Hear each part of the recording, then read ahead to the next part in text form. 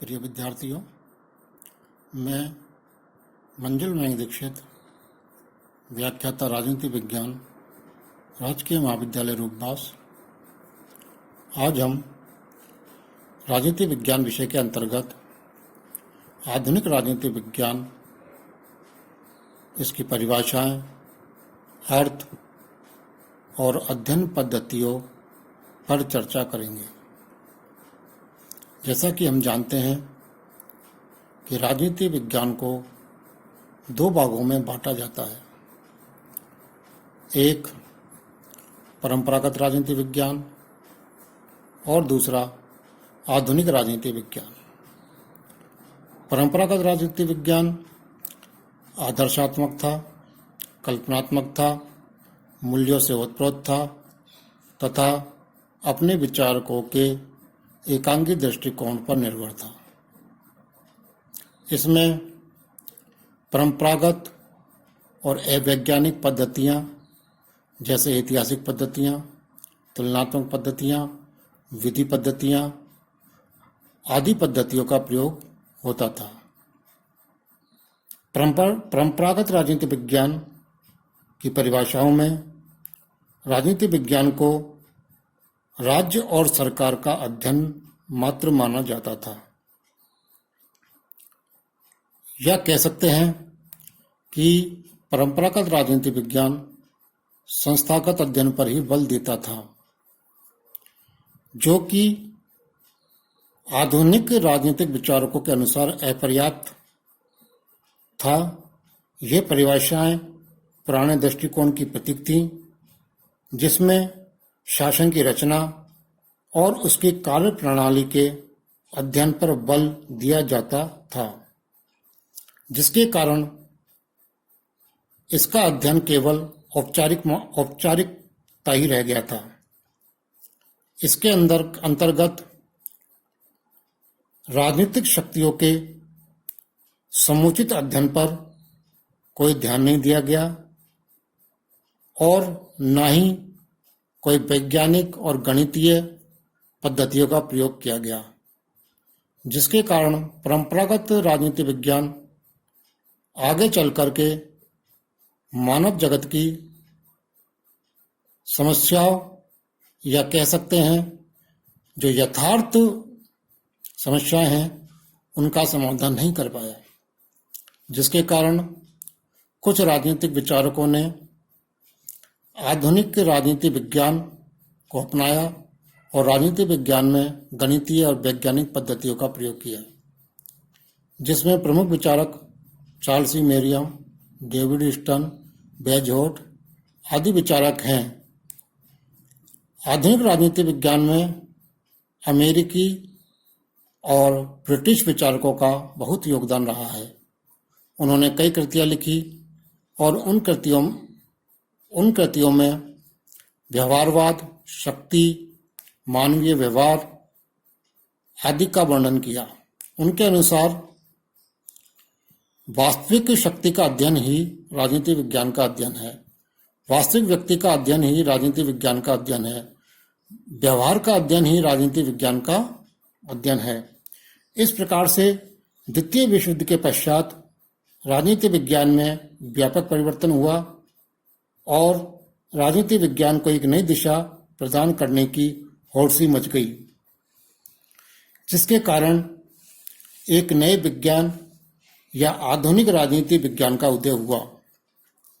आधुनिक राजनीति विज्ञान की परिभाषाएं हम निम्न बिंदुओं के अंतर्गत दे सकते हैं। नंबर 1, राजनीति विज्ञान मानवीय क्रियाओं का अध्ययन है। आधुनिक व्यवहारवादी विद्वान या आधुनिक राजनीतिक विचारक राजनीति विज्ञान को मूलतः मनुष्य के राजनीतिक व्यवहार और क्रियाओं का अध्ययन मानते हैं। केवल एक पक्ष नहीं, बल्कि सामाजिक, आर्थिक, राजनीतिक, भौगोलिक सभी पक्षों का अध्ययन करते हैं। कैटलिन आदि विचारकों ने राजनीति विज्ञान को मानव संगठन से जोड़ा है। इस प्रकार राजनीति विज्ञान मानवीय क्रियाओं का अध्ययन माना गया है। नंबर 2, राजनीति विज्ञान शक्ति का अध्ययन है। आधुनिक राजनीतिक विचारक शक्ति को राजनीति विज्ञान का केंद्र मानते हैं। चार्ल्स मेरियम, कैटलिन लासवेल आदि विचारक शक्ति को राजनीति में सबसे ज्यादा महत्व देते हैं। बेकर ने तो यहां तक कहा है कि शक्ति को राजनीति से अलग नहीं किया जा सकता है, और कैटलिन तो राजनीति विज्ञान को शक्ति का ही विज्ञान मानते हैं। इस प्रकार राजनीति विज्ञान का अध्ययन हम शक्ति के अध्ययन के बिना नहीं कर सकते हैं। नंबर 3, राजनीति विज्ञान राजनीतिक व्यवस्था का अध्ययन है। कई विचारकों जिनमें प्रमुख हुए हैं डेविड स्टन, आर्मैंड और पावेल आदि ने राजनीतिक व्यवस्था का विचार दिया है। राजनीतिक व्यवस्था की अवधारणा राज्य सरकार से व्यापक है।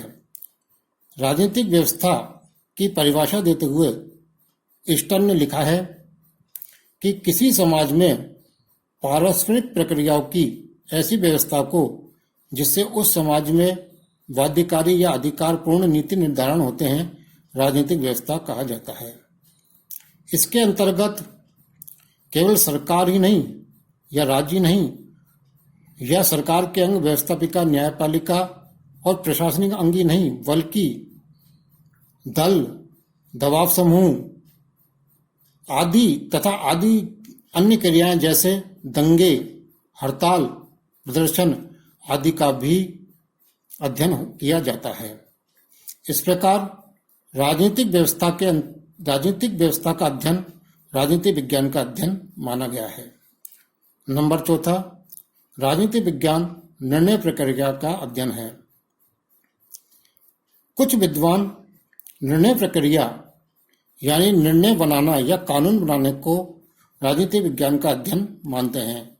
उनका मानना होता है कि राजनीति विज्ञान में निर्णय निर्माण या जनता के लिए कानून निर्माण का कार्य सबसे महत्वपूर्ण होता है। इसलिए राजनीति विज्ञान में खासकर नीति निर्माण का सबसे ज्यादा महत्व होता है। हर्बर्ट साइमन जैसे विचारकों ने राजनीति विज्ञान को नीति निर्माण का विज्ञान कहा है। इस प्रकार हम आधुनिक राजनीति विज्ञान को 4 तरह से परिभाषित कर सकते हैं। अब हम इसकी अध्ययन पद्धतियों पर आते हैं। राजनीति विज्ञान या आधुनिक राजनीति विज्ञान की निम्न अध्ययन पद्धतियां हैं। नंबर 1, समाज वैज्ञानिक उपागम पद्धति, या दूसरी है व्यवहारवादी उपागम, तीसरी मनोवैज्ञानिक उपागम और चौथी सबसे महत्वपूर्ण अंत्य अनुशासनात्मक उपागम।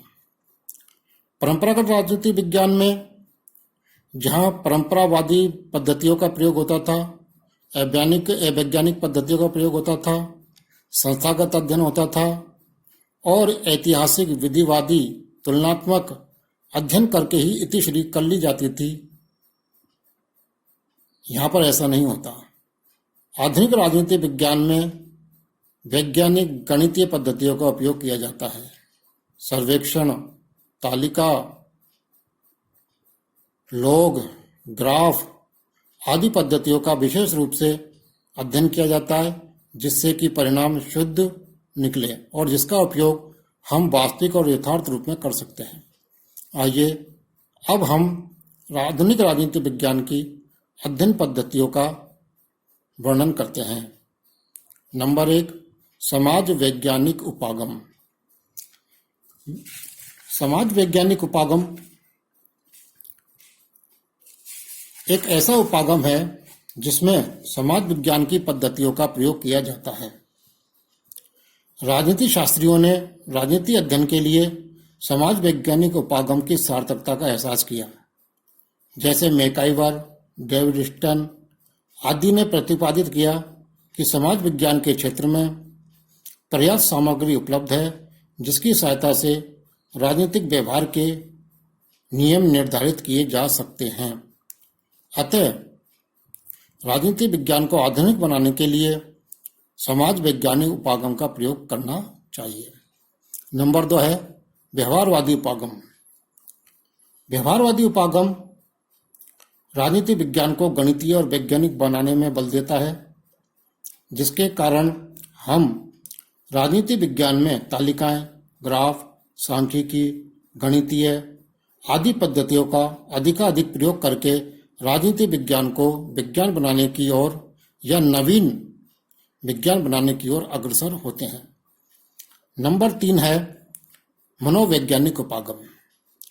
मनोवैज्ञानिक उपागम राजनीति विज्ञान में एक नवीन अवधारणा थी और इसका प्रयोग फ्राइड के मनोवैज्ञानिक आधार पर किया जाने लगा। फ्राइड के मनोवैज्ञानिक अध्ययन को राजनीतिक व्यवहार पर लागू करने की कोशिश की गई और कई राजनीतिक सिद्धांतों का वर्णन किया गया, जिनके आधार पर आगे चलकर राजनीति विज्ञान को आधुनिक बनाने का प्रयास किया गया। और चौथी और महत्वपूर्ण अध्ययन पद्धति है अंत्य अनुशासनात्मक उपागम।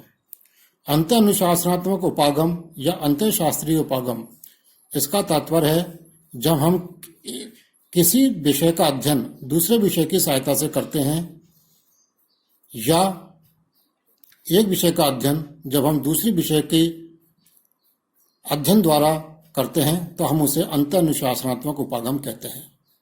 राजनीतिक वैज्ञानिकों का मानना था कि मनुष्य के कई पहलू होते हैं, आर्थिक, सामाजिक, राजनीतिक, धार्मिक, ऐतिहासिक, भौगोलिक आदि, और इन सब का अध्ययन हम आपस